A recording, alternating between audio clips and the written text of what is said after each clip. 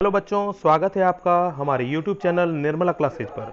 अगर आप latest video देखना चाहते हैं तो सब्सक्राइब करें और बेल आइकन को दबाएं।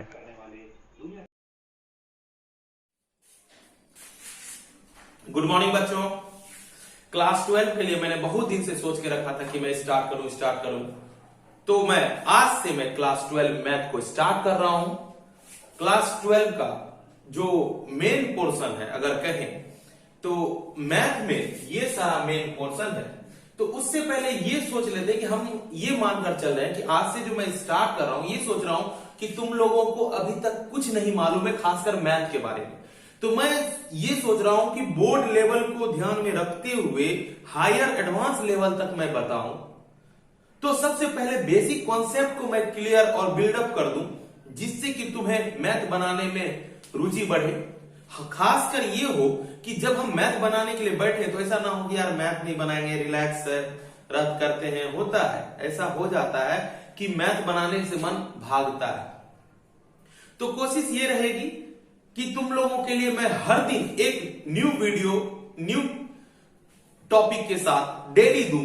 और आज से मैं ये स्टार्ट करने की कोशिश कर रहा हूं। मुझसे बहुत ज्यादा लेट भी हो गया है, मैं ये बहुत पहले मुझे कर देना चाहिए था, बट चलो देर से ही सही, मैं आज से स्टार्ट कर रहा हूं। सबसे पहले स्टार्ट करने से पहले मैं ये बताना चाह रहा हूं कि हम लोगों को आखिर पढ़ना क्या है और हमारा ज्यादा से ज्यादा मार्क कैसे आए उसको ध्यान में रखना है। होता क्या है कि आदमी आंख बंद करके सब कुछ पढ़ने लगता है, लेकिन माइंड जो गोल है, वो टारगेट मालूम नहीं रहता है कि मेजर रूप से क्या ध्यान में रखना है। पढ़ना सभी को है, लेकिन किसको ज्यादा प्रेफरेंस दे, किसको ज्यादा ध्यान दे, वो बात को भूल जाता है। तो सबसे पहले अगर कहें परसेंटेज वाइज, यानी मार्किंग सिस्टम वाइज, 100 मार्क का अगर मैथ का रहता है कि ये परसेंट में सोचो या मार्क में सोचो, अप्रॉक्स में, परफेक्ट तो नहीं बोल सकता हूं, लेकिन अप्रॉक्स में जो मार्क डिस्ट्रीब्यूशन है, रिलेशन एंड फंक्शन में 5%, जिसको हम 5 मार्क भी कर सकते हैं, इनवर्स में 5, मैट्रिक्स एंड डिटर्मिनेंट में 10, डिफरेंशियल एप्लीकेशन एंड डेरिवेटिव में 20, इंटीग्रल में 20, डिफरेंशियल इक्वेशन में 10, वेक्टर एंड 3D में 15 और प्रोबेबिलिटी में 10। नॉर्मली ये जो 100 मार्क का है, इसका ये डिस्ट्रीब्यूशन है। तो मैं ये सोच रहा हूं कि मेजर रूप से जो इसमें अगर कहा जाए तो कैलकुलस को मेजर रूप से कहा जाता है। और ये जो कैलकुलस स्टार्ट हो जाता है यहां से लेकर ये रहा, ये टोटल जो है कैलकुलस का पार्ट है। और ये इसको सोचो, लगभग मैथ का 50 यानी आधा पार्ट कैलकुलस से ही है। अप्रोक्स 50 मार्क या 50% का मार्क अप्रोक्स में बोल रहा हूं, कैलकुलस पोर्शन से आता है। तो हम लोग जो आज से स्टार्ट करेंगे कैलकुलस के एक चैप्टर जो कहें कंटिन्यूटी एंड डिफरेंशियबिलिटी से स्टार्ट करेंगे, और उससे रिलेटेड आगे धीरे धीरे सभी चैप्टर को पढ़ेंगे, यानी टोटल कैलकुलस को पहले क्लियर कर लेंगे और उसके बाद दूसरे चीजों को देखेंगे।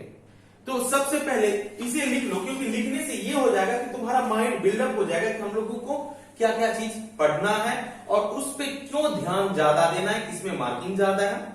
तो उसके बाद हम लोग जो चैप्टर स्टार्ट करेंगे, कंटिन्यूटी एंड डिफरेंशियबिलिटी।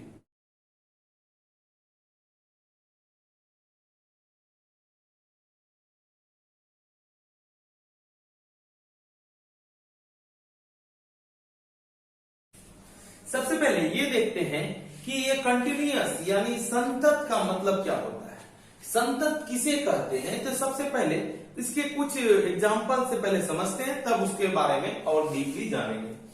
तो अगर कहें कि ग्राफ ले लेते हैं, जैसे कि मान के चलो ले लेते हैं F X equal to X plus 5, ठीक है, और इसका ग्राफ प्लॉट करते हैं। तो एफ एक्स को फलन बोला जाता है या फंक्शन बोला जाता है, इसको या तो y मान लो, y मान लेगा, क्या हो जाएगा, y बराबर x प्लस 5। और इसका हम ग्राफ खींचना चाहे तो क्या हो जाएगा ग्राफ। अगर ग्राफ के बाद आधार पर सोचें तो ये हो जाएगा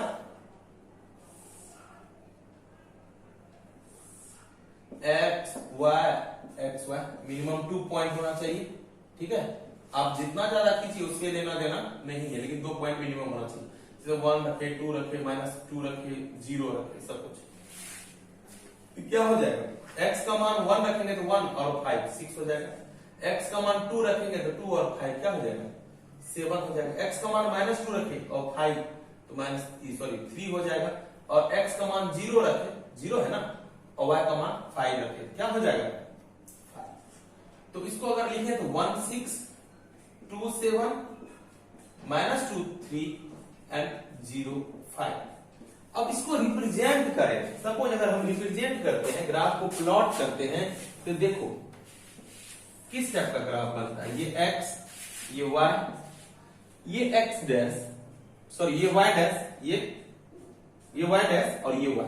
ये y को तुम लोग चाहो fx भी लिख सकता है, ठीक है, आपकी मर्जी है, f डैश। अब ये देखते हैं कि कैसे इसको प्लॉट कर सकते हैं। जैसे कि मान लो मैक्सिमम वैल्यू क्या है, 2 तक है, 1 2 3 4, -1 -2 -3 -4, -1 -2 -3, अब ऊपर में क्या तक है, 7 तक है, 1 2 3 4 5 6 7 8 9 8 7 6 5 4 3 2 1, ये 0। अब इसको हम प्लॉट करते हैं, क्या होगा, 1 6, x का मान 1 और y का मान 6, x का मान 1 y का मान 6, ये रहा। फिर क्या है, x का मान 2 और y का मान 7, y का मान 7 का है,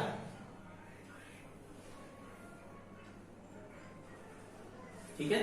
फिर x का मान 3 नहीं है, x का मान -2, x का मान क्या है, हर वक्त हमें हमेशा अपने मिडिल को 0 पर रखेंगे, पहले x की और फिर y की, x का मान -2, y का मान 3, प्लस या माइनस, प्लस ऊपर जाएगा, x का मान 0, y का मान 5, ठीक है। अब इसको एक ड्रॉ करते हैं, सपोज यहीं तक ये ड्रॉ।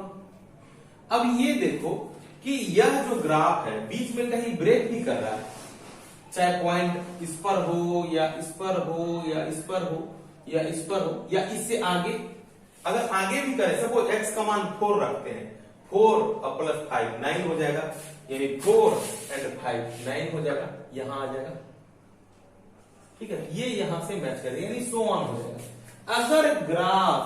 अगर ग्राफ इसी तरह से हो और कहीं भी ब्रेक ना हो, तो इस ग्राफ को बोलेंगे, इस लाइन को बोलेंगे कॉन्टिन्यूअस, इसको संतत कह सकते हैं, ठीक है। ये हुआ मेरा एक संतत का एग्जांपल, कॉन्टिन्यूअस का एग्जांपल। अब एक और एग्जांपल लेते हैं, एग्जांपल में लेते हैं कि x² -9/x -3। अब इसके कारण की एक ग्राफ को प्लॉट करते हैं और देखते हैं कि क्या होता है, ठीक है। ये x, ये x डैश, ये y, ये y डैश। सपोज अगर हम लेते हैं x का मान 1 ले लेते हैं, x का मान 1 लेंगे तो क्या हो जाएगा, अगर हम x का मान 1 लेते हैं तो क्या हो जाएगा, अगर कहें तो y इक्वल टू हो जाएगा 1 का स्क्वायर -9/1 -3, ये क्या हो जाएगा, -2,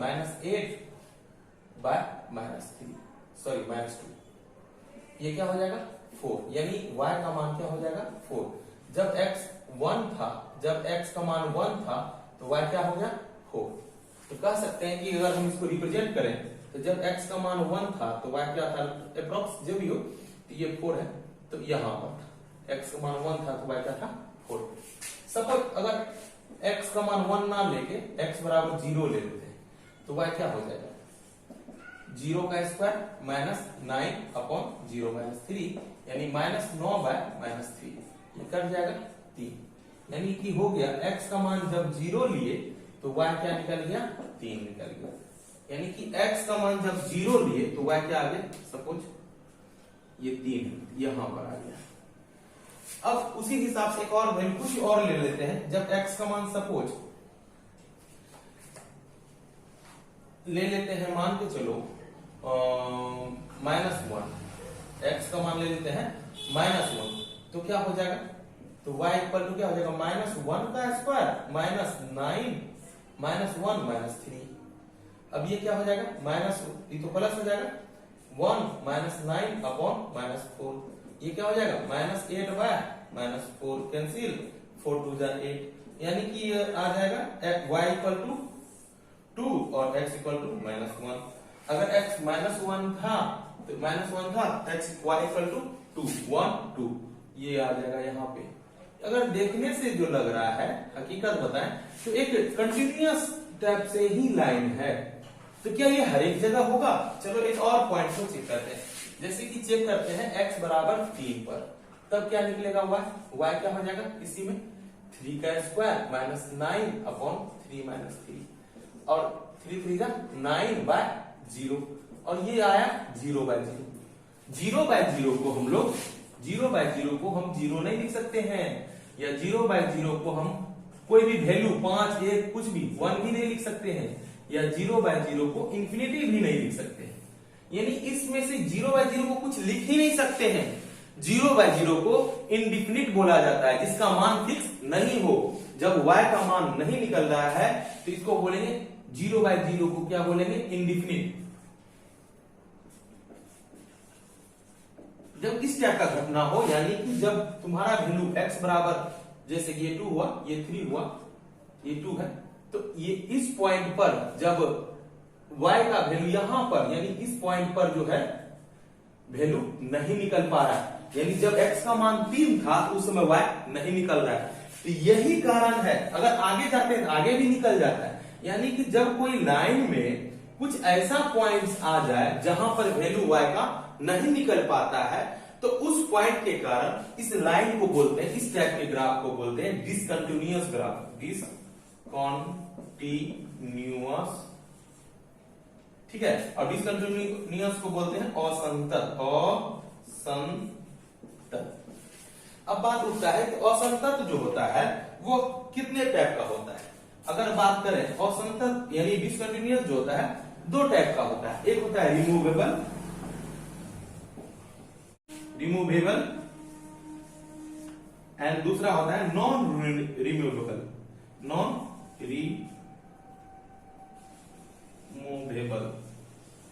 हम लोग केवल रिमूवेबल डिसकंटिन्यूटी के बारे में पढ़ेंगे। डिसकंटिन्यूटी, ठीक है। यानी कि डिसकंटिन्यूअस कब बोलेंगे, यानी असंतत कब बोलेंगे, जब ग्राफ में x का मान रखने पर y का मान नहीं निकले, उसी को क्या बोलेंगे डिसकंटिन्यूअस ग्राफ बोलेंगे, डिसकंटिन्यूटी बोलेंगे। उस फंक्शन को क्या बोलेंगे, जैसे कि ये फंक्शन है, इस फंक्शन को बोलेंगे डिसकंटिन्यूअस। तो डिसकंटिन्यूअस को हटाने का जो प्रोसेस है वो अगली क्लास में पढ़ेंगे। आज हम लोगों ने सिर्फ ये समझा कि कंटिन्यूअस एंड डिसकंटिन्यूअस क्या होता है। आज फंडामेंटल क्लास था, इसीलिए बस छोटा सा क्लास हुआ। अगले क्लास से हम लोग मेथड्स भी पढ़ेंगे कि डिसकंटिन्यूअस में जो सिर्फ रिमूवेबल डिसकंटिन्यूटी को केवल पढ़ना है, नॉन रिमूवेबल डिसकंटिन्यूटी को नहीं पढ़ना है। तो किस प्रकार से डिसकंटिन्यूटी को हटाया जाता है, इसका क्या प्रोसेस है, वो अगले क्लास से पढ़ेंगे और ये क्लास डेली बाय डेली होगा।